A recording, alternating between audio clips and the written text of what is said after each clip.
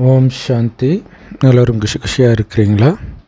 31/1/2025 சாக்கார முரளி பாப்தாதா சொல்கிறாங்க, இனிமையான குழந்தைகளே, புண்ணிய ஆத்மாக்கள் ஆகணும் அப்படின்னா நீங்கள் எந்த பாவமும் செய்கிறது கிடையாது தானா?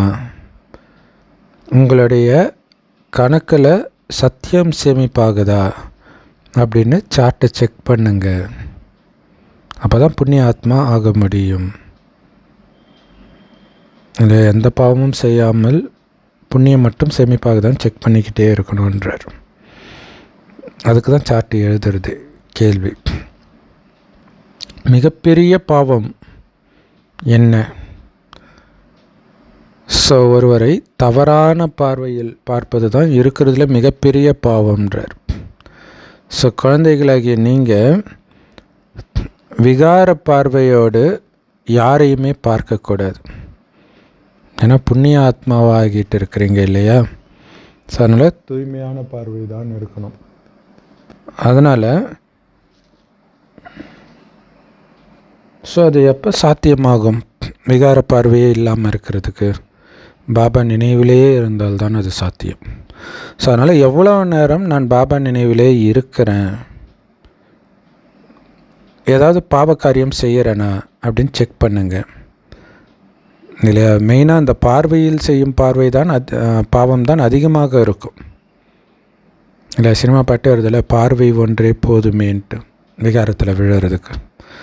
அதனால் உயர்ந்த பதவி அடையணும் அப்படின்னா யாரையுமே விகார பார்வையோடு பார்க்க மாட்டேன் ஒருபொழுதும் அப்படின்ட்டு கவனமாக இருங்க. அதே மாதிரி பாபா கொடுக்குற ஒவ்வொரு ஸ்ரீமத்தையும் நான் முழுமையாக பின்பற்றுவேன் அப்படிங்கிறதுலும் கவனமாக இருந்தால் மட்டுமே உயர்ந்த பதவி அடைய முடியும். அதனால் பாபா நினைவிலே இருக்கணும். ரொம்ப முக்கியமான விஷயம். தவறான பார்வையில் யாரையுமே பார்க்கக்கூடாது. அதில் ரொம்ப கவனம் வைங்க. அதுதான் இருக்கிறதுல மிகப்பெரிய பாவம்ன்றார். இந்த கடைசி வரை உள்ள நோய் அது. அதில் கவனம் கொடுத்துக்கிட்டே இருக்கணும். பாபா நினைவு, ஆத்மா. பாபாவை பார்க்கணும் முக்கியமாக. அதுதான் ரொம்ப முக்கியமான விஷயம். நான் ஆத்மான்றதுலேயும் பரமாத்மாவுடைய குழந்தைன்றதும் இன்னொரு பரமாத்மாவுடைய குழந்தைக்கிட்ட என் சகோதரன்கிட்ட பேசிகிட்டு இருக்கிறன்றதும் மைண்டில் ஓடிக்கிட்டே இருக்கணும். இதில் கவனம் வைத்தால்தான் புண்ணிய ஆத்மா ஆக முடியும் அப்படின்னு சொல்கிறார். உங்களுடைய மனம் என்ற கண்ணாடியில் உங்கள் மனதை பாருங்கள் அப்படின்னு பாடல். ஓம் சாந்தி. மனதில் தெரியும் இல்லையா நம்ம எப்படி இருக்கிறோம்னு. அதை செக் பண்ணுங்கள், கரெக்டாக இருக்கிறோமான்ட்டு. எல்லையற்ற தந்தை குழந்தைங்களுக்கு சொல்கிறாரு, உங்களை நீங்களே செக் பண்ணிக்கிட்டே இருங்க. மனிதர்கள் அவங்களுடைய வாழ்க்கை முழுவதும் என்னெல்லாம் பாவ காரியம் பண்ணியிருக்கிறாங்க, என்னெல்லாம் புண்ணிய காரியம் பண்ணியிருக்கிறாங்கன்னு கண்டிப்பாக தெரியும். எந்த அளவுக்கு பாவம் பண்ணியிருக்கிறோம், எந்த அளவுக்கு புண்ணியம் பண்ணியிருக்கிறோன்ட்டு. அதனால் உங்களுடைய சார்ட்டை நீங்கள் தினம் தினம் பார்க்கணும். உங்களை நீங்களே கேட்கணும், எவ்வளவு பாவம் நான் செய்திருக்கிறேன், எவ்வளவு புண்ணியம் நான் செய்திருக்கிறேன் ஒரு நாளில். யாரையாவது நான் கோபப்படுத்தி இருக்கிறேன்னா, கஷ்டப்படுத்தி இருக்கிறேன்னா அப்படின்னு செக் பண்ணுங்க. மனம் நோக செஞ்சுருக்கிறேனான்ட்டு. ஒவ்வொரு மனுஷனும் தன்னுடைய வாழ்க்கையில் என்னென்ன பண்ணியிருக்கிறான் அப்படிங்கிறத அவனே தெரிஞ்சிக்க முடியும். எவ்வளவு பாவம் செஞ்சுருக்கிறேன், எவ்வளவு தானம் பண்ணியிருக்கிறேன் அப்படிங்கிறது தெரியும் மனிதனுக்கு. மனிதர்கள் தீர்த்த யாத்திரைக்கு போகும் பொழுது தானம் புண்ணியம் பண்ணிக்கிட்டே இருப்பாங்க. எந்த பாவமும் பண்ணிடக்கூடாதுன்றதில் ரொம்ப கவனம் கொடுப்பாங்க. அதனால தான் புண்ணிய ஸ்தலங்களில் நிறைய பிச்சைக்காரர்களும் இருப்பாங்க. இல்லை, நிறைய பேர் வயதானவர்கள் சொல்ல கேள்விப்பட்டுருவாங்க, நான் காசிக்கு போயிடுவேன். என்ன தைரியத்தில் போகிறாங்க? ஏன்னா காசிக்கு வரவங்களாம் அந்த புண்ணியம் பண்ணிகிட்டு இருப்பாங்க. இப்போ மகாகும்ப மேளாவுக்கு போகிறவங்களுக்கு பார்த்திங்கன்னா அங்கேயே சாப்பாடு ஃப்ரீயாக கிடச்சிடுது இல்லையா? ஸோ பாபா வந்து குழந்தைங்களை கேட்குறார், எவ்வளவு பாவம் நீங்கள் செஞ்சுருக்கிறீங்க, எவ்வளவு புண்ணியம் செஞ்சுருக்கிறீங்க? பக்தர்களே அப்படி எச்சரிக்கையாக இருக்கிறாங்கன்னா நீங்கள் இதுதானே உண்மையான தீர்த்த யாத்திரை, புண்ணிய யாத்திரை, ஆன்மீக யாத்திரை எல்லாமே இதுதான் உண்மையிலே. அப்போ நம்ம எவ்வளோ கவனம் இருக்கணும், எவ்வளோ தானம் பண்ணணும். ஸோ குழந்தைங்க இப்போ புண்ணிய ஆத்மாவாக ஆகணும். எந்த பாவமும் நீங்கள் செய்யக்கூடாது. பலவிதமான பாவங்கள் இருக்குது. ஒருத்தரை தவறான பார்வையில் பார்க்கறது கூட பாவம்தான். தவறான பார்வை அப்படிங்கிறது வந்து விகார பார்வை. விகாரம் நிரம்பிய பார்வைத்தான் பாபா தவறான பார்வை அப்படின்ட்டு பாபா சொல்கிறார். அது வந்து இருக்கிறதுல மிகப்பெரிய பாவம்ன்றார். ஒருத்தரை இச்சையாக பார்க்கறது. இயேசு சொன்னார் இல்லையா, ஒரு பொண்ணை இச்சையாக பார்த்து நீ ஆல்ரெடி அந்த பெண்ணோட விபச்சாரம் பண்ணிட்டேன்றார். ஸோ அதனால் விகார பார்வையோடு நீங்கள் யாரையுமே ஒருபொழுதும் பார்க்கக்கூடாது. உங்கள் மனைவி உட்பட, உங்கள் கணவன் உட்பட. ஸோ பொதுவாக கணவன் மனைவியுடைய பார்வை விகாரமாக இருக்கும், திருமணமானவர்களுடைய பார்வை. ஆனால் சில சமயம் திருமணமாகாத குமாரிகளுடைய பார்வை கூட விகாரமாக இருக்குதுன்னு பாபா சொல்கிறார். இல்லை, ஏன்னா விகாரத்தில் விழுந்துட்டதுனால அவங்களுடைய பார்வையில் காமம் இருக்கும். ஜென்ரலாக நீங்கள் பார்த்தீங்கன்னா பொண்ணுங்களாம் கல்யாணம் ஆகிறதுக்கு முன்னாடி, அந்த காலத்தில், இப்போ அதுக்கு முன்னாடியே காமம் இதெல்லாம் வந்துடுது. ஸோ அதுக்கு முன்னாடிலாம் பார்த்திங்கன்னா அவங்க அப்படியே அவங்க பாட்டுக்கு ஜாலியாக பேசிகிட்டு இருப்பாங்க, அவங்களுக்கு ஒரு டிஃப்ரென்ஸ் தெரியாது. ஆனால் கல்யாணம் ஆனவுடனே பார்த்திங்கன்னா தலைக்குனிய ஆரம்பிச்சிடுவாங்க. ஏன்னா அந்த விகார பார்வை இருக்குது, அந்த டிஸ்டர்ப் ஆகுறாங்கன்றதுனால தலைக்குனிவாங்க.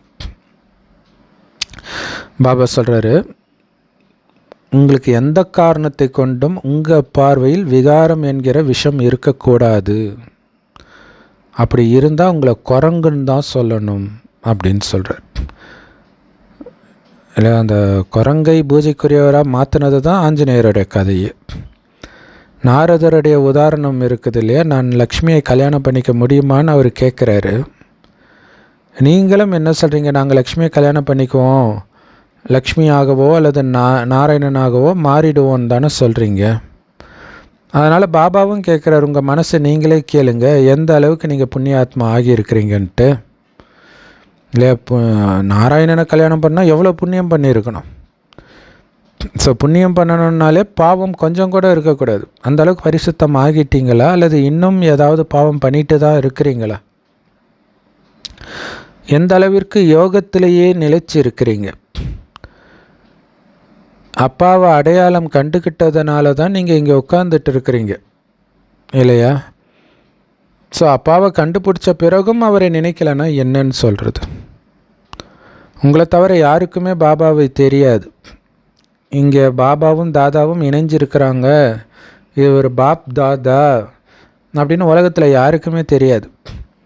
பிராமண குழந்தைகளாகிய உங்களுக்கு மட்டும்தான் பரமபிதா பரமாத்மா இந்த பிரம்மா உடம்புக்குள்ளே பிரவேசமாகி இந்த அழிவற்ற ஞான ரத்தினங்களை கொடுத்துட்ருக்கார், ரத்தினங்களின் கஜானாவையே கொடுத்துட்ருக்கிறாருன்னு தெரியும். மற்றவர்களுக்கு தெரியாது. மனிதர்கள் வச்சிருக்கிற செல்வம் எல்லாம் அழியக்கூடியது, அதைத்தான் அவங்க தானம் பண்ணிகிட்டு இருக்கிறாங்க. அதெல்லாம் கல்லுக்கு சமன்றார். ஆனால் இதுவோ ஞான ரத்தினங்கள் இல்லையா, கல்லுக்கு சமமானது அவங்க கொடுக்குற தானம் எல்லாம்ன்றார். இந்த ஞானம்தான் உண்மையான ரத்தினமே. இதுதான் ஸ்தூலமான ரத்தினத்தை உங்களுக்கு 2500 வருடத்திற்கு பெற்றுத்தரப்போகிறது. ஞானக்கடலாகிய தந்தைக்கிட்ட மட்டும்தான் இந்த ரத்தினங்களே இருக்குது. அதனால தான் அவரை ரத்தின வியாபாரின்றோம்.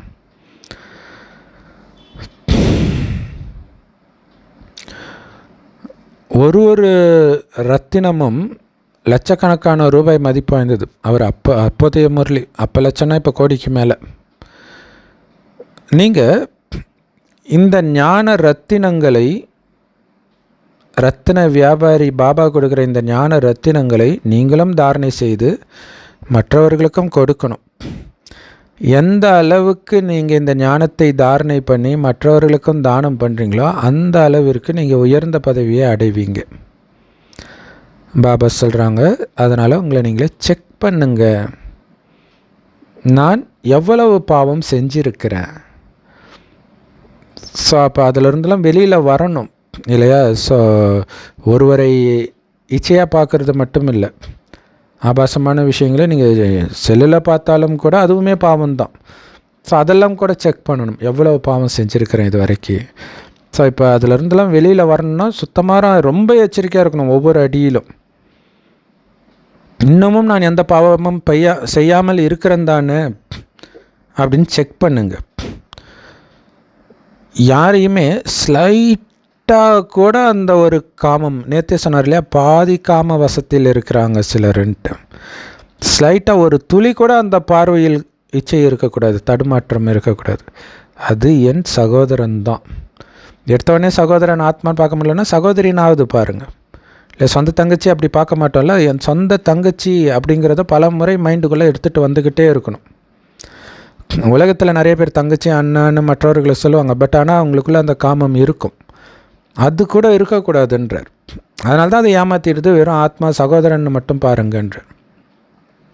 உங்கள் ராஜ்யத்தை பாருங்கள், ராஜ்யத்தில் அவங்க ராஜாவாக வருவாங்க, அப்படி பாருங்கள். இப்போ ஒரு வேஷம் போட்டிருக்கிறாங்க, பொண்ணு வேஷம் போட்டிருக்கிறாங்க, பையன் வேஷம் போட்டிருக்கிறாங்கன்னு பாருங்கள் இல்லையா. அர்ஜுனன் வந்து கடைசியில் திருநங்கை ஆகிறார் அப்படின்னு அர்த்தம், ஏதோ ஒரு பெண் ரூபமோ ஆண் ரூபமோ வராங்கன்னு அர்த்தம். ஸோ அது ஒரு வேஷம் போட்டிருக்காரு, ஆனால் அவர் அர்ஜுனன் ராஜா. அந்த மாதிரி இங்கே நாராயணன் இங்கே வேஷம் போட்டுட்ருக்குறாங்க. அதனால தான் நாராயணன் மோகினி அவதாரம் எடுத்து பெண் அழகிய மயக்கும் பெண் ரூபத்தில் வந்தாருன்றாங்களோ, அந்த மயக்கிய பெண்ணாக பார்க்காம நாராயணனாக பாருங்கள். அதனால தான் தேவதை மயங்கலை, அசுரர்கள் மயங்குறாங்க. அப்போ ஏன் தேவதை மயங்கலைன்னா, தேவதை வந்து ஆணாக பார்க்குறாங்க, ஆத்மாவை பார்க்குறாங்க, அந்த ஆத்மாவுடைய ஒவ்வொரு ஜென்மத்தையும் பார்க்குறாங்க. ஸோ பாபா கொடுக்குற ஸ்ரீமத்தை ஃபுல்லாக ஃபாலோ பண்ணுங்க, ரொம்ப எச்சரிக்கையாக இருக்கணும். மாயின் புயல்கள் வரும், ஆனால் உங்களுடைய கர்மேந்திரியங்கள் மூலமாக நீங்கள் எந்த பாவமும் செய்யக்கூடாது இல்லையா. அது பாட்டுக்கு வந்துக்கிட்டே இருக்கும், ஆனால் உங்களை கொஞ்சம் கூட அசைக்க முடியக்கூடாது. அந்த அளவிற்கு நீங்கள் எச்சரிக்கையாக இருக்கணும். யாரையாவது நீங்கள் அழுக்காக பார்க்குறீங்க அப்படின்னா அவங்க முன்னாடியே நீங்கள் நிற்கக்கூடாதுன்றார். ஒருவேளை அப்படி உங்களுக்கு யாரையாவது பார்த்து டிஸ்டர்ப் ஆகுறீங்கன்னா அங்கே நிற்காதீங்க, போயிடுங்க, ஓடி போயிடுங்கன்றார். உடனே அந்த இடத்த விட்டு போயிடுங்கன்றார். ஸோ நிறைய பேர் அஞ்ஞானத்தில் கூட பார்த்திங்கன்னா அது அந்த மாதிரி ஒரு டிஸ்டர்ப் ஆகிறத வந்து என்ன பண்ணுவாங்கன்னா அவங்கக்கிட்ட எரிஞ்சு விழுவாங்க. அது சில படங்களில் கூட காட்டுவாங்க. அதில் மறைக்கிறதுக்காக தான் நான் எரிஞ்சு விழுறேன்ட்டு இது புன்னகைமன்னன் படத்தில் கமல் கூட ரேவதியை பற்றி சொல்லுவார். பட் இங்கே அதுவுமே பாவமாயிடுது இல்லை. ஸோ மொத்தத்தில் விலகிடுங்க, அந்த மாதிரி இருந்தால் விலகிடுங்க. முடிந்த அளவுக்கு என் சகோதர ஆத்மா அப்படின்னு புருவமத்திலே கவனம் கொடுத்துக்கிட்டே இருங்க. ஒரு டைமுக்கு அப்புறம் அப்படி டிஸ்டர்ப் ஆகிறவங்கள நீங்கள் பார்க்கும்போது கூட டிஸ்டர்ப் ஆகாது. மெயினாக பாபாவை நினைவு பண்ணிக்கிட்டே இருக்கணும். இன்றைக்கி ஃபுல்லாகவே பாபா இந்த காமம் பற்றியே சொல்லிகிட்டு இருக்கிறார். ஸோ ஒருத்தர் உடனடியாக சொல்ல முடியும் ஒருத்தருக்கு விகார பார்வை இருக்குதா இல்லையான்ட்டு. சூப்பராக சொல்லார் பார்த்தீங்களா. பார்வையிலே சொல்லிவிடுவாங்க. அவன் பார்வையே, பெண்கள் வந்து பெரும்பாலும் அவங்க சொல்லுவாங்க, அவன் பார்வையே சரியில்லடி அப்படின்வாங்க. டக்குன்னு கண்டுபிடிக்கிறாங்க இப்போ. ஸோ நீங்கள் உயர்ந்த பதவி அடையிறதுக்கு தானே வந்திருக்கிறீங்க, அதானே விருப்பம். அப்போ ரொம்ப எச்சரிக்கையாக இருக்கணும். அழுக்கான பார்வை இருந்துச்சு அப்படின்னா அது உங்களை இன்னும் பலகீனமாக்கும். அதனால தான் நான் மாஸ்டர் சர்வசக்திவான்னு புரிஞ்சுக்கோங்க அப்படின்னு பாபா சொல்கிறார். ஸோ பாபா கொடுக்குற ஸ்ரீமத்தை நீங்கள் ஃபாலோ பண்ணணும். இதில் நான் சக்திவானாக இருக்கிறேன். காமத்தை வெல்பவர்கள் தான் உண்மையிலே பலசாலி. ஸோ அதனால தான் பாபா சொல்கிற ஸ்ரீமத்தை ஃபாலோ பண்ணுங்க. ஏன்னா அப்பாவை நீங்கள் மட்டும்தான் அடையாளம் கண்டு இருக்கிறீங்க. உதாரணத்துக்கு பிரம்மா பாபா எங்கேயாவது போகிறாருன்னு வச்சுக்கோங்களேன், குழந்தைங்களை தவிர யாருக்குமே பாப்தாதா வந்திருக்கிறாருன்னு தெரியாது. இப்போ ட்ரெயினில் வராங்க அப்படின்னா ஒரு தடவை அது மாதிரி ட்ரெயினில் மாலையெல்லாம் கூட போட்டு வரவேற்றாங்களாம். இப்போ பாபா இதெல்லாம் வேண்டாம், நான் சாதாரணமாக இருக்க தான் விரும்புகிறேன் அப்படின்னு சொன்னாராம்.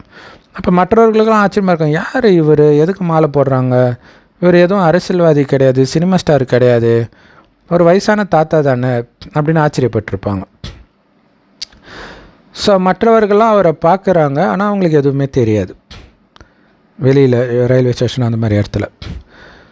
ஸோ அவங்க கேட்குறாங்க, யார் இது அப்படின்னு கேட்டால் சொல்லுங்கள், இவர் பாப் தாதா. ஸோ ஒவ்வொருத்தர்கிட்டையும் இந்த பேட்ஜ் இருக்கணும். அவங்ககிட்ட சொல்லுங்கள், சிவபாபா இந்த அழிவற்ற ஞான ரத்தினங்களை இந்த தாதா மூலமாக தான் எங்களுக்கு கொடுக்குறாரு. இது ஆன்மீக ஞானம் அப்படின்னு சொல்லுங்கள். பாருங்கள், கடவுளே வந்து ஒருத்தர் உடல் மூலமாக பேசுகிறார், ஆனால் அவரை உலகத்தில் யாருக்குமே தெரியாது. இது எவ்வளோ பெரிய விஷயம். ஆனால் இருக்கிறதெல்லாம் சும்மா அடித்து விட்டுட்டு இருக்கிறாங்க. அவங்க எவ்வளோ பிரபலமாக இருக்கிறாங்க பாருங்கள் உலகம் முழுவதும். இப்போ எவ்வளோ குப்தமாக இருந்திருக்கிறார் பாபா. ஆனால் அதே நேரத்தில் ஞானத்தை கொடுக்கணும். அதான் உண்மை வந்து போய் சேர்றதுக்கு டைம் ஆகுது. இது ஆன்மீக ஞானம். ஆன்மீக தந்தை, அதாவது அனைத்து ஆத்மாக்களின் தந்தை உட்கார்ந்து நமக்கு இந்த ஞானத்தை கொடுக்கிறார். இது சிவ பகவானுடைய மகா வாக்கியங்கள். கீதையில் கிருஷ்ண பகவானுடைய மகா வாக்கியம்னு தப்பாக எழுதிட்டாங்க இல்லையா? ஆன்மீக ஞானத்தை ஆத்மாக்களின் தந்தை தான் கொடுக்க முடியும். கிருஷ்ணர் ஆத்மாக்களின் தந்தை கிடையாது, அவருக்கு பிறந்த 2 குழந்தைக்கு தான் ஒரு தந்தை. ஸோ அதனால் ஆத்மாக்களின் தந்தை சிவன் மட்டும்தான் ஞானக்கடல் பதித்த பாவனர்னு சொல்ல முடியும். அவர் கொடுக்குற ஞானத்தின் மூலமாகத்தான் அனைவருக்கும் சத்கதி கிடைக்குது. இது அழிவற்ற ஞான ரத்தினங்கள். ஒரே ஒரு தந்தையை மட்டும்தான் சத்கதி கொடுக்கிற வள்ளல்னு சொல்ல முடியும். ஸோ இந்த வார்த்தைகளை வந்து நீங்கள் நல்ல ஞாபகம் வச்சுக்கணும்.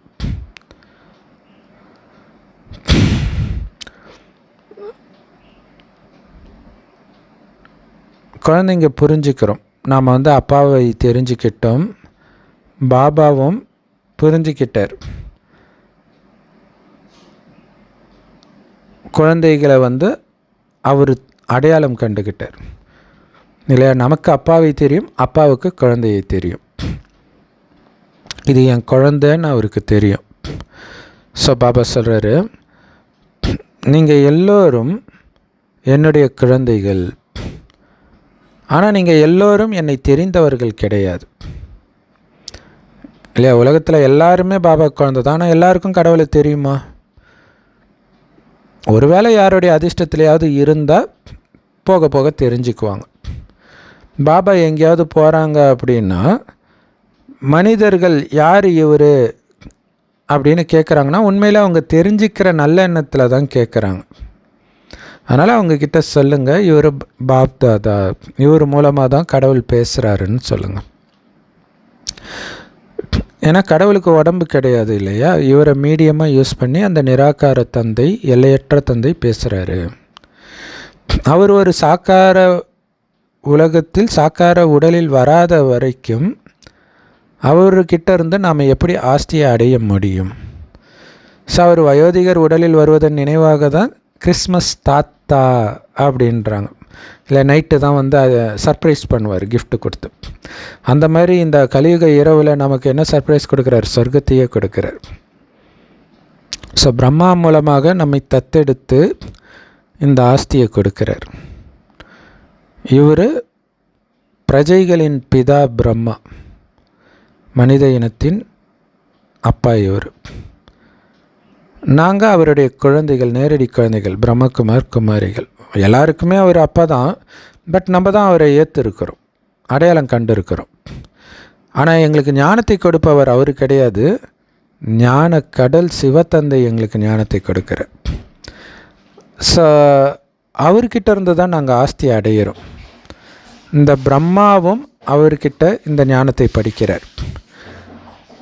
இப்போ பிராமணனாக இருக்கிற இவர் பின்னாடி தேவதையாகிறார். ஸோ இந்த விஷயங்களெல்லாம் புரிய வைக்கிறது ரொம்ப ரொம்ப ஈஸி. ஸோ யாருக்குமே இதை புரிய வைக்கிறது ரொம்ப நல்லது. குறிப்பாக இந்த பேட்சுடைய முக்கியத்துவத்தை வந்து புரிய வைங்க எல்லோருக்கும் சொல்லுங்கள். பாபா சொல்கிறாரு, என்னை நினைவு செய்யுங்க, உங்களுடைய பாவம் அழிஞ்சிடும் அப்படின்னு சொல்கிறார். நீங்கள் தூய்மை ஆகிடுவீங்க, தூய்மையாகி தூய்மையான உலகத்துக்கு போயிடுவீங்க. ஸோ அதுக்கு நீங்கள் பண்ண வேண்டியதெல்லாம் பாபாவை நினச்சிக்கிட்டே இருக்கணும். பாபா பதீத்த பாவனர், தூய்மையாக்குபவர். ஸோ அவரை நினைத்தால்தான் நாம் தூய்மையாக முடியும். அதற்குத்தான் நாங்கள் முயற்சி பண்ணிட்டு இருக்கிறோம். உலக அழிவு வரும் பொழுது நாங்கள் எங்களுடைய படிப்பை முடிச்சிடுவோம் அதுக்குள்ளே அப்படின்னு நீங்கள் புரிய வைங்க. உலக அழிவுக்குள்ளே நாங்கள் தூய்மை ஆயிடணும். தூய்மை ஆனால் தான் தூய்மையான உலகத்துக்கு போக முடியும். ஏன்னா உலக அழிவு வர்றதே சொர்க்கம் வருவதற்காகத்தான் புரிய வைங்க. ஈஸி தானே இதை புரிய வைக்கிறதுக்கு, இல்லையா?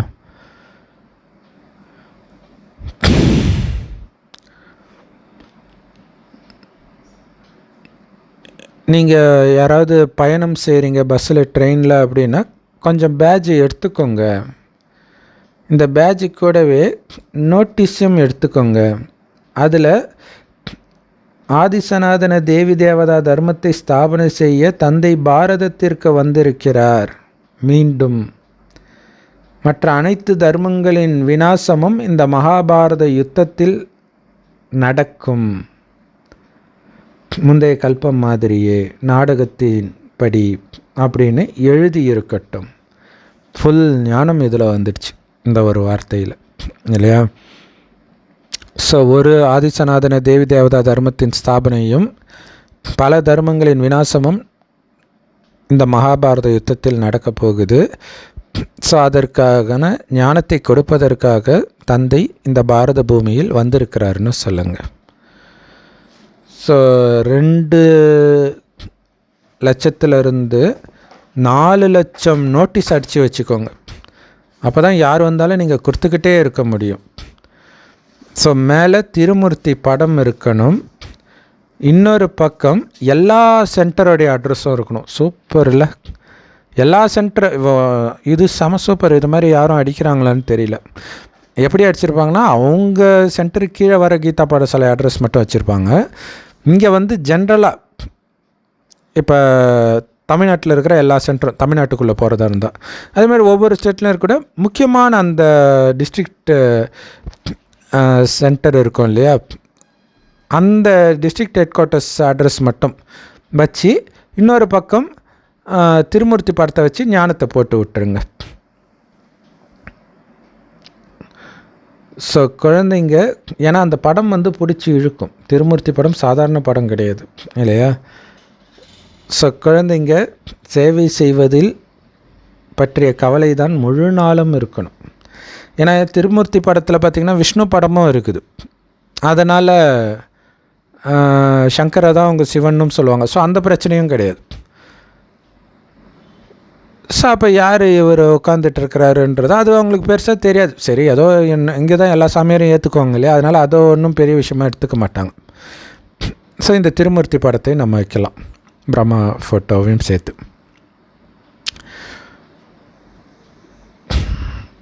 குழந்தைங்க பாட்டில் கேட்டீங்க, உங்களுடைய சார்ட்டை நாள் முழுவதும் செக் பண்ணுங்க.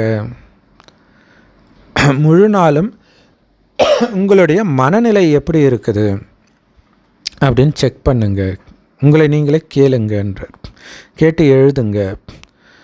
ஸோ பாபா அந்த மாதிரி நிறைய பேரை பார்த்துருக்குறாங்களாம். இரவில் வந்து காலைல என்னென்னலாம் நடந்துச்சுன்னு டைரி எழுதுகிற பழக்கம் உள்ளவர்கள். அவங்க ஏதாவது தவறான காரியங்கள் செஞ்சுருக்கிறாங்களா அப்படின்னு செக் பண்ணுவாங்க. ஸோ அப்போ டைரி எழுதுறதுல அது ஒரு நல்லது இல்லை. எழுதும்போது அவங்களுக்கு தெரியும், அஞ்ஞானத்திலேயே கூட, இவங்களுக்கு நான் துக்கம் கொடுத்துட்டேன், அப்போ ஏன் கொடுத்தேன், அது நியாயப்படுத்தியோ ஏதோ ஒன்று எழுதுவாங்க. பட் ஆனால் அது அவங்களுக்கு தெரிஞ்சிடும். காலையிலேருந்து நடந்த அத்தனையும் எழுதுவாங்க.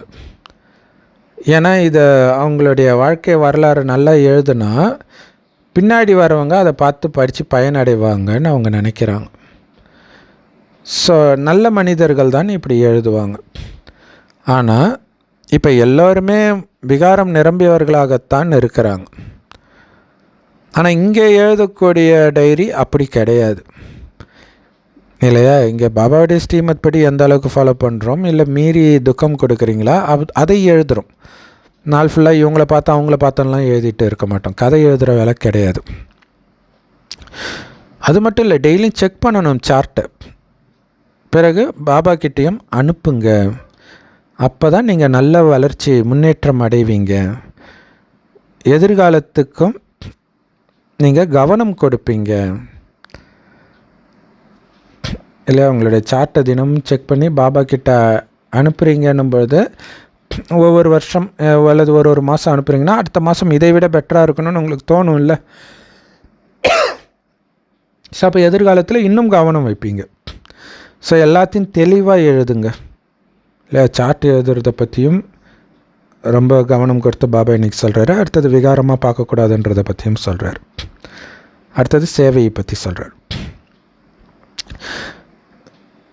எல்லாத்தையும் தெளிவாக எழுதுங்க. நான் இன்னைக்கு ஒருவரை தவறாக பார்த்தேன், இது நடந்துச்சு, அது நடந்துச்சு அப்படின்னு எழுதுங்க. ஸோ யார்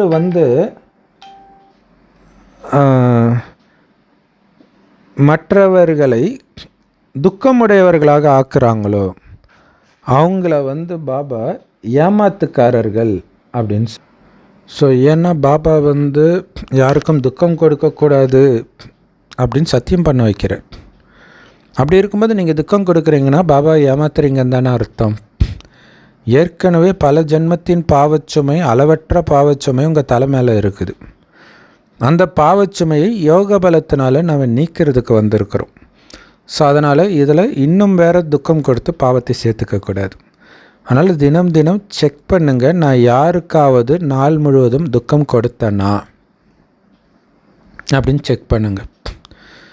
ஸோ யாருக்காவது துக்கம் கொடுக்குறீங்க அப்படின்னா ஏமாத்து வேலை பார்க்குறீங்கன்னு அர்த்தம்ன்றார். இப்போ பாருங்கள், அப்போ பாபாவுக்கு நேர்மையாக இருக்கிறதுனா யாருக்கும் துக்கம் கொடுக்காமல் இருக்கிறதுன்னு இன்றைக்கி தான் தெரியுது. எவ்வளோ சூப்பரான விஷயம் இல்லையா? ஏன்னா இது பாவம் செய்ய வைக்கிது. பாபா சொல்கிறார், ஏமாத்து வேலை பண்ணாதீங்க, யாருக்கும் துக்கம் கொடுக்காதீங்க. எவ்வளவு பாவ காரியங்கள் இது வரைக்கும் பண்ணியிருக்கிறீங்கன்னு செக் பண்ணுங்கள். எவ்வளவு புண்ணிய காரியம் பண்ணியிருக்கிறீங்கன்னு செக் பண்ணுங்கள். புண்ணியம் இங்கே பாபாவுடைய அறிமுகத்தை மற்றவர்களுக்கு கொடுக்கிறது. யாரை சந்தித்தாலும் இந்த வழியை காட்டிக்கிட்டே இருங்க. ஸோ எல்லோருக்கும் ரொம்ப ரொம்ப அன்பாக புரிய வைங்க. நீங்கள் அப்பாவை நினைவு செஞ்சு தூய்மையாகணும்னு சொல்லுங்கள். நீங்கள் தாராளமாக உங்கள் குடும்பத்திலேயே இருக்கலாம். ஆனால் புத்தியினால் மட்டும் அந்த ஒரு இறைவனை மட்டும் நினச்சிக்கிட்டு தாமரை மலர் மாதிரி தூய்மையாக உங்கள் மனசை வச்சுக்கோங்க. வேறு எந்த அழுக்கும் உங்கள் மனதில் சேராமல் பார்த்துக்கோங்க அப்படின்னு சொல்லுங்கள். நீங்கள் சங்கமயுகத்தில் இருந்தாலும் இது இன்னும் ராவண ராஜ்யம்தான், அதை மறந்துடாதீங்க. இல்லை, ராவண ராஜ்யத்துக்குள்ளே நாம் உழவிட்டு இருக்கிறோம். ஸோ ராவணனுடைய பாதிப்பு எப்போ வேணாலும் வரலாம், எச்சரிக்கையாக இருக்கணும். ஏன்னா இந்த விஷக்கடலில், மாயை நிரம்பிய இந்த விஷ நதியில் இருந்துக்கிட்டே நீங்கள் தாமரை மலர் மாதிரி தூய்மையாக விலகி இருக்கணும். அப்படியே உங்களை நினைக்கலாம், சரஸ்வதியாக அமர்ந்திருக்கிறேன் தாமரை மலர் மேலே, இல்லை மகாலட்சுமியாக அமர்ந்திருக்கிறேன் தாமரை மேலே அப்படி நினைக்கலாம். இல்லை, அப்போ அதை அப்படி அமர்ந்திருக்கிறேன்னு நினைக்கும் போதே அந்த தூய்மை உங்களுக்கு அனுபவம் ஆகும். ஸோ தாமரை மலருக்கு நிறைய குழந்தைங்க, அதாவது மொட்டுக்கள் இருக்கும். இருந்தாலும் அது எல்லாத்துக்கும் மேலே இருக்கும். மலர்ற மலர் ரொம்ப தண்ணிக்கு மேலே இருக்கும். குழந்தை குட்டியோடலாம் அது ஒட்டிக்கிட்டு இருக்காது, மேலே விலகி இருக்குது இல்லையா? ஸோ அப்போ இது ஒரு இல்லற மார்க்கம் மாதிரி. ஸோ அது நிறைய தாமரையில் நிறைய பொருளை சாப்பிட செய்வாங்களாம் அந்த தாமரை செடியில். அது மாதிரி நிறைய உருவாக்குது. ஸோ இந்த உதாரணம் இப்போ உங்களுக்கு பொருந்தும். விகாரத்திலிருந்து விடுபட்டு இருங்கள். இந்த ஒரே ஒரு ஜென்மம் மட்டும் தூய்மையாக இருங்க. பிறகு இந்த தூய்மையாக இருக்கிறது உங்களுக்கு அழிவற்றதாக இயல்பானதாக மாறிடும். இல்லை அழுக்கு, பயங்கர அழுக்கு. இன்றைக்கி ஃபுல்லாகவே அந்த இச்சையாக பார்க்குறத பற்றியே பாபா பேசிகிட்டு இருக்காரு இல்லையா? இந்த மாதிரி உலகத்தில் உங்களுடைய பார்வையில் கொஞ்சம் கூட காமம் இல்லாமல் இருந்தால் அது எவ்வளோ சூப்பராக இருக்கும். அதுதான் அங்கே பரிசுத்தமாக மாறிடுறீங்க, தேவதையாக. பாபா உங்களுக்கு அழிவற்ற ஞான ரத்தினங்களை கொடுக்கிறார். ஆனால் மற்றவர்கள் எல்லோரும் உங்களுக்கு கற்களைத்தான் கொடுக்குறாங்க. அந்த மனிதர்கள் அப்போ பாருங்கள், பக்தியில் இது வரைக்கும் கேட்டதெல்லாம் கற்கள் தான், கற்களுக்கு சமம். பாபா தான் ஞான ரத்தினங்களை கொடுக்கிறார். அந்த மனிதர்கள் பக்தி மார்க்கத்தின் விஷயங்களைத்தான் பேசுகிறாங்க. மற்றபடி தூய்மையாக்கக்கூடிய ஞானத்தை கொடுப்பவர் பதித்த பாவனர் ஞானக்கடல் மட்டுமே. அது சிவபாபா மட்டும்தான். அதனால் இந்த தந்தையை அந்த அளவுக்கு நீங்கள் அன்பு செலுத்தணும். பாபாவுக்கும் உங்கள் மேலே, குழந்தைங்க மேலே அவ்வளோ அன்பு, குழந்தைங்களுக்கும் பாபா மேலே அவ்வளோ அன்பு இருக்கணும். வேறு யாரோடையும் உங்களுக்கு எந்த தொடர்பும் கிடையாது இல்லையா? மாயை பாபாவை மறக்காமல் அதாவது பாபாவோட புத்தியை இணைக்க விடாமல் என்னை நினைன்னு சொல்லும். உங்களை பாபா கிட்டேருந்து எடுத்துகிட்டு போகிற வேலையே அது பண்ணிக்கிட்டு இருக்கும். ஸோ அதனால தான் பாபா சொல்கிறார், யாரோடையும் தொடர்பு வேண்டாம். நேற்று சொன்னார்ல, நீங்கள் இச்சையாக பார்க்குறீங்கன்னா அவங்க உங்களை பழி வாங்காமல் விடமாட்டாங்கன்ற மிகப்பெரிய எச்சரிக்கை இல்லையா? ஸோ யாரோடும் உங்களுக்கு தொடர்பு இருக்கக்கூடாது. ஸோ எல்லாரும் பாபா குழந்தைகள் தான். ஆனால் பாபாவுடைய ஸ்ரீமத்தை ஃபுல்லாக ஃபாலோ பண்ணலன்னா அவங்க மாற்றாந்தாய் குழந்தைகள்ன்ற, அவங்க ராவணனுடைய வழிப்படி நடக்கிறாங்க. ஸோ அதனால் அது ராமருடைய வழி கிடையாது. அரை கல்பம் ராவண சம்பிரதாயத்தை சார்ந்தவர்களாக நீங்கள் இருந்தீங்க. அதனால தான் இன்றைக்கி உலகமே கெட்டு போய் இருக்குது. இப்போ நீங்கள் எல்லோரையும் மறந்து ஒரு தந்தையுடைய வழிப்படி நடக்கணும். அதுக்கு நீங்களே செக் பண்ணுங்க. பிரம்மகுமாரிகள் மூலமாக நமக்கு கிடைக்கும் ஞானம் சரியா அல்லது தவறா அப்படின்னு நீங்களே செக் பண்ணிக்கோங்க. ஸோ உண்மையிலே பாபா சரி எது தவறு எதுன்ற புரிதல் தான் நமக்கு கொடுக்குறார். ஆனால் அவங்க அப்படியே உல்ட்டாவாக பைபிளில் என்ன பண்ணிட்டாங்க, அந்த கனி சரி எது தவறு எதுன்னு பகுத்தறிகிற கனியை அதை சாப்பிட்றாதீங்கன்ட்டாங்க. ஆக்சுவலாக நமக்கு கொடுக்குற கனியே அதுதான், அதை சாப்பிட்றாதீங்கன்னு சொல்லிட்டாங்க. ஆக்சுவலாக அதை சாப்பிடாததுனால தான் அவங்க இப்போ நரகத்திலே இருக்கிறாங்க. ஆனால் உல்ட்டாவாக அதில் இருக்குது.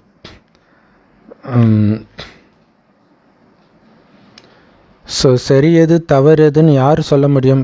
எப்போவுமே சரியாக இருப்பவர் தான் சொல்ல முடியும். ஏன்னா அவருக்கு தான் தெரியும் இது தவறு, அதனால தான் இப்படி ஆயிட்டீங்கன்ட்டு. அதை அவர் எப்போ வராரோ அப்போ தான் கொடுக்க முடியும் சரி எது தவறு எதுன்னு. ஸோ அந்த சரி எது தவறு எதுன்ற கனியை இப்போ தான் கடவுள் கொடுக்கிறார். அதை சாப்பிட்டதுனால சொர்க்கத்தை விட்டு போயிட்டாங்கன்றது தப்பு இல்லையா? அதை சாப்பிடாததுனால தான், அதை சொல்வதற்கு யாரும் இல்லாததுனால தான் நம்ம நரகமாக மாற்றிடுறோம் இந்த உலகத்தை.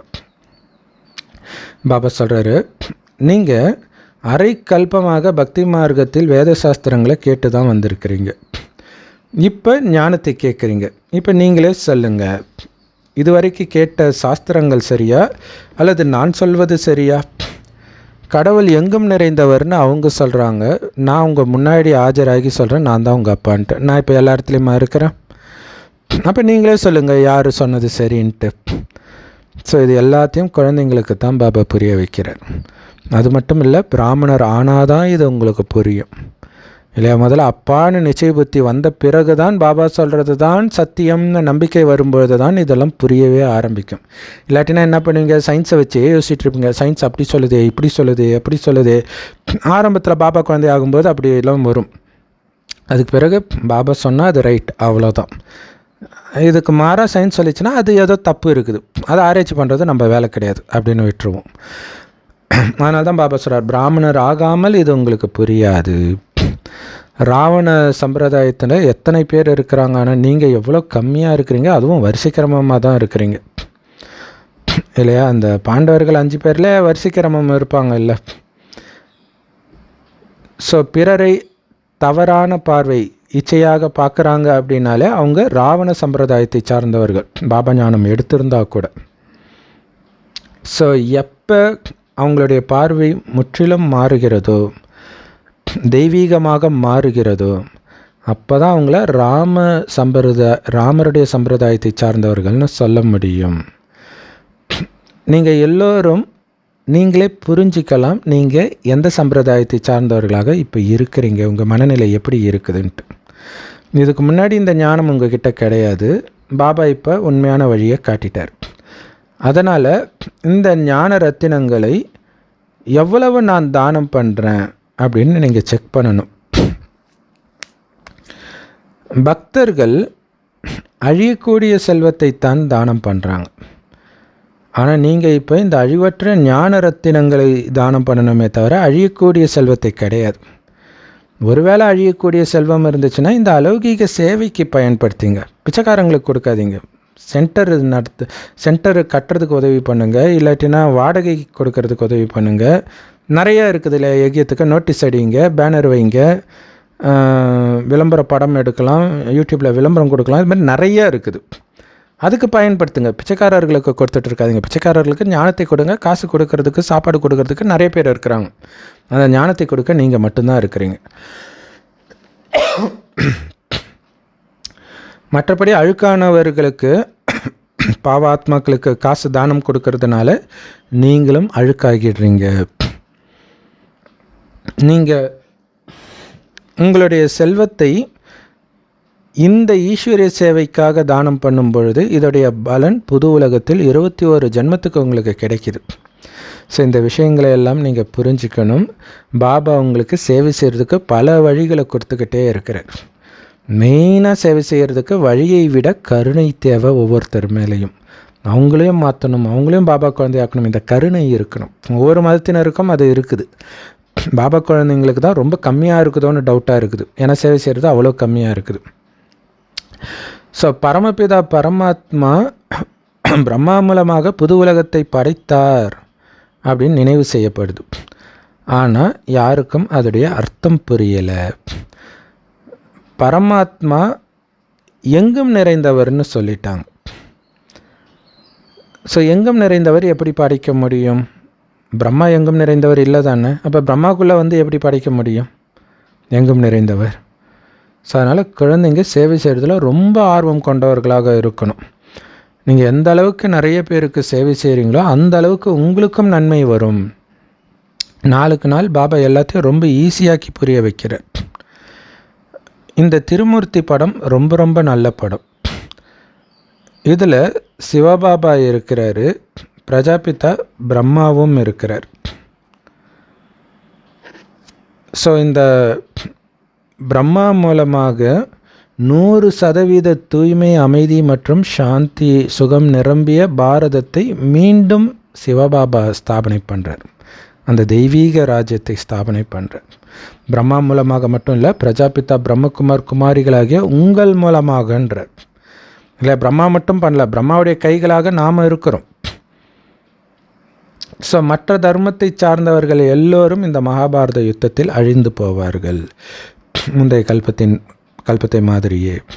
ஸோ இந்த மாதிரி நோட்டீஸ் எல்லாம் அச்சடித்து வையுங்க, மற்றவர்களுக்கு கெடுத்துக்கிட்டே இருங்க. பாபா உங்களுக்கு ரொம்ப ஈஸியான வழி சொல்கிறார். எக்ஸிபிஷன்லேயும் நீங்கள் இந்த நோட்டீஸ் கொடுக்கலாம். நோட்டீஸ் கொடுத்து புரிய வைக்கிறது ரொம்ப ஈஸி தானே. பழைய உலகம் அழிஞ்சாகணும், புதிய உலகம் இப்போ அதுக்காக தான் ஸ்தாபனை ஆகிட்டு இருக்குது. அந்த ஒரே ஒரு ஆதிசநாதன தேவி தேவதா தர்மம் ஸ்தாபனை ஆகிட்டு இருக்குது. மற்ற எல்லா தர்மங்களும் கண்டிப்பாக அழியும், முந்தைய கல்பம் மாதிரியே. ஸோ எங்கே போனாலும் கண்டிப்பாக உங்கள் பேக்கெட்டில் நிறைய பேட்ஜி, நோட்டீஸு எல்லாம் வச்சுருங்க. வினாடியில் ஜீவன் முக்தின்னு சொல்லப்படுது இல்லையா, அந்த நோட்டீஸ் கொடுக்குற நேரத்தில் அவங்களுக்கு முக்தி கொடுக்குறீங்கன்னு புரிஞ்சுக்கோங்க. அழகாக தெளிவாக அழகான படத்தை போட்டு நீங்கள் தனியாக அடிங்க இல்லையா. ஏன்னா சென்டரில் மூலமாக அடிக்கிறதுல அந்த அளவுக்கு தெளிவாக இதுவரைக்கும் வந்தது கிடையாது. கொச்சன்னு இருந்தால் எதை படிப்பாங்க இல்லையா. ஸோ உங்களுக்கு எப்படி சொன்னால் புரியும், அப்படி மற்றவர்களுக்கு சொல்லணும். ஸோ அந்த ஒரு சிவ மட்டும்தான் நமக்கு தந்தை.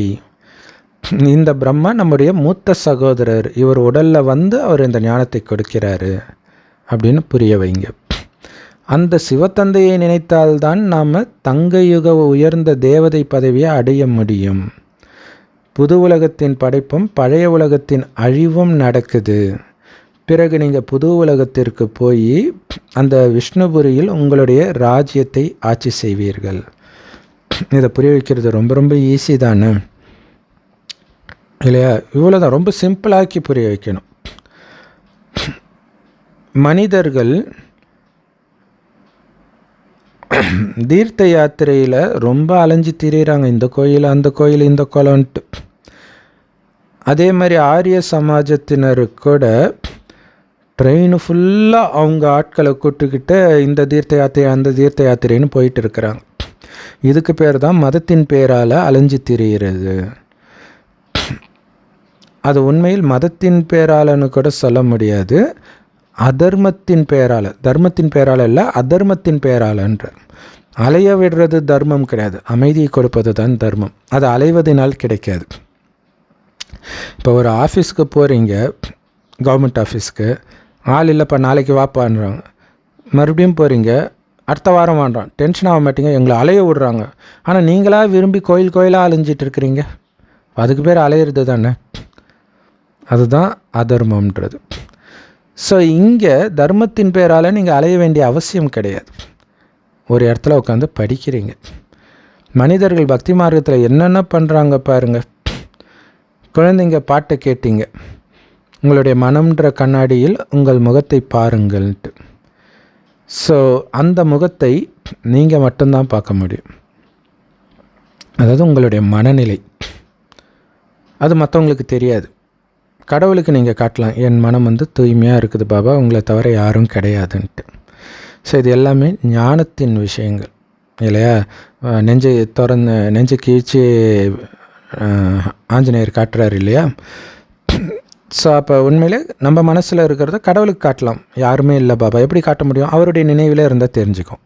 ஏன்னா வேறு ஏதாவது நினைவு இருந்துச்சுன்னா பாபாவை நினைக்க முடியாது. நாம் இப்போ சாதாரண மனிதன்லேருந்து தேவதைகளாக, அழுக்கான பாவாத்மாக்கள்லேருந்து தூய்மையான பரிசுத்தமான புண்ணியாத்மாக்களாக மாறிட்டு இருக்கிறோம். ஆனால் மனிதர்கள், உலக மனிதர்களுக்கு இது எதுவுமே தெரியாது. லக்ஷ்மி நாராயணன் எப்படி சொர்க்கத்தின் எஜமானர்கள் ஆனாங்கன்னே தெரியாது. ஆனால் குழந்தைகளாக உங்களுக்கு எல்லாமே தெரியும். ஸோ உங்களுடைய இந்த அம்பு அவர்களுடைய புத்தியை தொலைத்தால் அவர்களுடைய படகு கரை சேரும். ஸோ எல்லாத்தையும் தெரிஞ்சுக்கிட்டு சொல்லாமலே இருக்கிறது எதுக்காக இல்லையா? கொடுத்தது எல்லாம் பிறருக்கு கொடுப்பதற்காகத்தான் பாபா கொடுத்திருக்கிறார். இந்த ஞான செல்வத்தை நாம் கொடுக்கறதுடைய நினைவு தான் பிறகு ஸ்தூல செல்வத்தையும் இல்லாதவர்களுக்கு கொடுக்குற பழக்கம் வருது. அதை கொடுக்க நிறைய பேர் இருக்கிறாங்க, அது பாவமாகவும் ஆயிடுது. அதனால் நம்ம இப்போ இதை செய்யுங்க, காசு இருந்தாலும் இந்த சேவைக்கு அதை பயன்படுத்துங்க அப்படின்னு பாபா சொல்கிறார். அப்படி பண்ணி தான் உலகத்தின் அதிபதி லக்ஷ்மி நாராயணனா அவங்க ஆகியிருக்கிறாங்க. ஸோ இது வந்து அவங்க இதயத்தை தைக்கிற மாதிரி நீங்கள் அம்பு விடணும் அழகாக. அப்போ அவங்களுடைய வாழ்க்கை படகும் கரை சேர்ந்துடும். ஸோ 3 விஷயம் சேவை பற்றி பாபா சொல்கிறாரு, தூய்மையை பற்றி பாபா சொல்கிறாரு இன்றைக்கி. ஸோ இப்படிப்பட்ட அன்பான பாபா யாரையும் விகாரமாக பார்க்கக்கூடாது, அதையும் பாபா சொன்னார் இல்லையா? இச்சையாக பார்க்கக்கூடாது அப்படிங்கிறத சொல்லியிருக்கிறாரு. ஸோ அற்புதமான முரளி கொடுத்த அன்பான பாப்தாதாவுக்கு அன்பு நினைவுகள் மற்றும் காலை வணக்கம். அழியக்கூடிய செல்வம் இருந்துச்சுன்னா இந்த அலௌகிக்க சேவை செய்கிறதுக்கு பயன்படுத்திக்கோங்க. கண்டிப்பாக இந்த அழிவற்ற ஞான ரத்தினங்களை நீங்கள் தானம் பண்ணணும். உங்களுடைய சார்ட் செக் பண்ணுங்கள், என்னுடைய மனநிலை எப்படி இருக்குது, ஏதாவது பாவம் செய்தனா, துக்கம் கொடுத்தனா, யாராவது அழுக்காக பார்த்தனா, என்னென்ன தப்பு பண்ண, டெய்லியும் சார்ட்டு எழுதுங்கன்றார். அப்போ தான் உங்களுக்கு தெரியும். எழுதி பாபாவுக்கும் அனுப்புனீங்கன்னா பாபாவுக்கு நைட்டு லெட்டர் எழுதுறீங்க இல்லையா, ஸோ அவருக்கு இப்போ சூக்ஷ்மாதனத்தில் இருக்கனால டக்குன்னு பார்த்துருவார். ஸோ அதை கரெக்டாக நீங்கள் எழுதிக்கிட்டே இருக்கணும். அது எழுத தான் அந்த உறவு மேம்படும் இல்லையா. அந்த அப்பா அம்மாவுக்கு குழந்தைங்க அந்த காலத்துலலாம் லெட்டர் எழுதுவாங்க இல்லையா ஹாஸ்டலில் இருந்து. ஸோ எழுத அதில் அன்பு இருக்குது இல்லையா, அந்த மாதிரி பாபாவுக்கு எழுதணும். வரதானம். தீவிர முயற்சியாளராகி அனைத்து பிரச்சனைகளையும் லேசாக இருப்பதன் மூலமாகவும் ஹை ஜம்ப் மூலமாகவும் தாண்டிடுங்க. அதுக்கு பேர் தான் தீவிர முயற்சியாளர்கள். சரி, அதுக்கு விளக்கம், எப்பவுமே உங்களை விலை மதிப்பற்ற ரத்தினம்னு புரிஞ்சுக்கோங்க. பாபாவுடைய மகுடத்தில் இருக்கக்கூடிய ஒப்பற்ற ரத்தினம் நான், அப்படி புரிஞ்சுக்கோங்க. பாபாவுடைய இதயம்ன்ற ஒரு பாத்திரத்தில் நான் இருக்கிறேன் அப்படின்ட்டு இதயத்துக்குள்ளேயே இருக்கணும் இல்லையா. உயர்ந்த பொருளை உயர்ந்த இடத்துல தானே வைப்பாங்க. அப்போ பாபாவுடைய இதயத்தில் இருக்கிறேன்னா நான் எவ்வளோ உயர்ந்தவர். அதாவது சதா பாபாவுடைய நினைவிலேயே மூழ்கி இருங்கள். அப்போ எந்த பிரச்சனையும் உங்களுக்கு கஷ்டமாக அனுபவமாகாது, எல்லா சுமையும் முடிஞ்சிடும். இந்த சகஜ யோகம் இருக்கணும். எதுக்கு? டபுள் லேஸாக உங்கள் மனசை வச்சுக்கிறதுக்கு. சதா பாபா இதயத்தில் இருக்கிறேன்னா இதே மைண்டில் இருக்கணும். ஸோ அப்படி டபுள் லேஸாக இருந்தீங்கன்னா உங்களுடைய முயற்சியில் ஹை ஜம்ப், ஒரே எகிரில் போய் நேராக 18 படிக்கு மேலே ஐயப்பன் உட்காந்துருக்கார் பாருங்க, அங்கே போய் உட்காந்துக்குவீங்க. ஸோ அதுக்கு முழுக்க அந்த பாபா நினைவிலேயே மூழ்கி கிடக்கணும். அப்போ நீங்கள் தீவிர முயற்சியாளராக ஆகிடுவீங்க. இந்த சகஜ முயற்சி தான் தீவிர முயற்சி. சகஜமாக அந்த நினைவு இருக்கணும், அதான் தீவிர முயற்சி. ஸோ எப்போல்லாம் ஏதாவது கஷ்டமாக உங்களுக்கு அனுபவம் ஆகுதோ அப்போ பாபா முன்னாடி உட்காந்துக்கோங்க. பாப்தாதாவுடைய வரதான கரங்கள் உங்கள் தலைமையில் இருந்து என்ன சக்தியெல்லாம் தேவையோ அந்த அந்த சக்திகளை வரமாக நிரப்பிக் கொண்டிருக்கிறார்னு நினைங்க.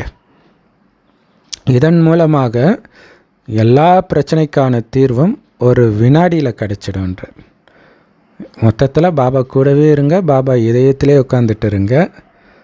பிரச்சனையாகவே தெரியாது, லேசாகவே இருக்கும். நீங்கள் அவ்யக்த ஸ்திதியிலே இருந்தீங்கன்னா பிரச்சனையெல்லாம் கீழே தானாகவே சால்வ் ஆகிடும்னு பாபா சொல்கிறார். ஸ்லோகனில் பாபா சொல்கிறாரு, சகயோகத்தின் சக்தி இருக்கு பாருங்க, நடக்க முடியாததையும் நடத்தி காட்டும்.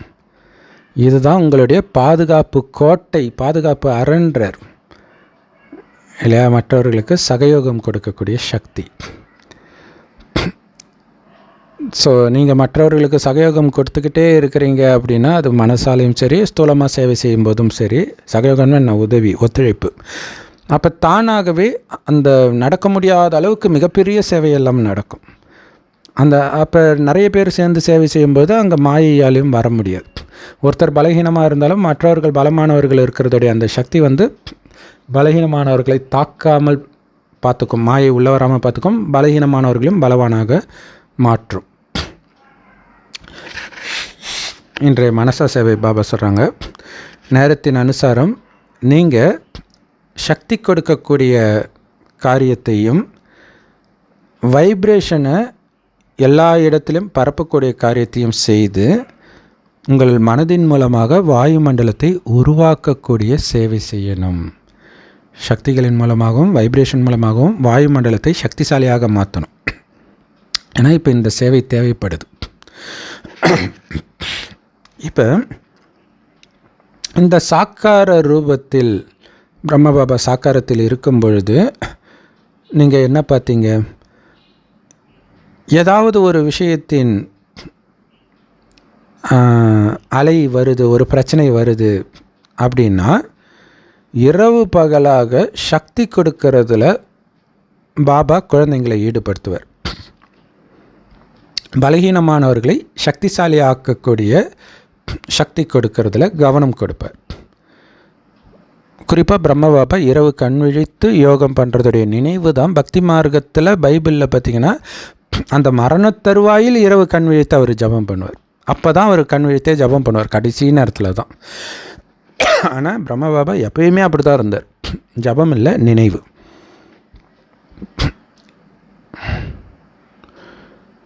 ஸோ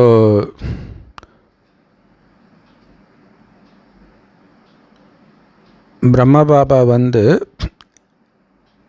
சக்காஷ் கொடுக்கறதுக்காகவே நேரத்தை ஒதுக்குவாராம், சக்தி கொடுக்கக்கூடிய சேவை செய்கிறதுக்காகவே. அந்த விஷயத்தில் பாபாவை நீங்களும் ஃபாலோ பண்ணுங்கள். உட்காந்து சக்தி கொடுக்கணும் இல்லையா. நான் கர்ம யோகா பண்ணுறேன் அப்படியே கொடுத்துக்குவேன், அது அந்தளவுக்கு பவர்ஃபுல்லாக இருக்காது. இருக்கணும், ஆனால் அதுக்கு முன்னாடியே நீங்கள் வந்து உட்காந்து அடிக்கடி சக்தி கொடுத்துக்கிட்டே இருக்கணும். ஒரு சேவை செய்கிறதுக்கு முன்னாடியும் ஒரு 5 நிமிஷம் 10 நிமிஷம் சக்கரத்தை சுற்றுங்க, சக்தி கொடுங்க. இதில் கவனம் கொடுக்க கொடுக்க கொடுக்க கொடுக்க ஒரே சீராக இருக்கும், மாயையும் கிட்ட வராது. பாபா கூட இருந்தால் மாயை கிட்ட வராதுன்னு பாபா சொல்கிறார் இல்லையா. ஸோ செம பவர்ஃபுல் முரளி. லவ் யூ பாப் தாதா. தேங்க்யூ பாப் தாதா. குஷியாக இருங்க, குளிர்ச்சியாக இருங்க.